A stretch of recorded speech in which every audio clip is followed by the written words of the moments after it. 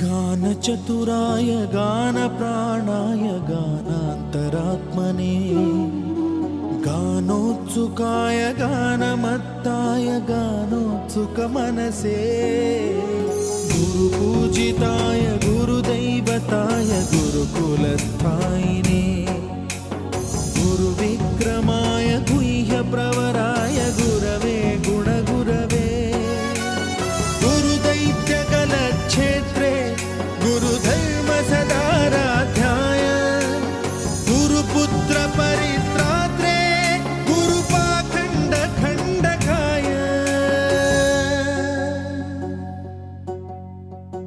गीतसाराय गीततत्त्वाय गीतगोत्राय धीमहि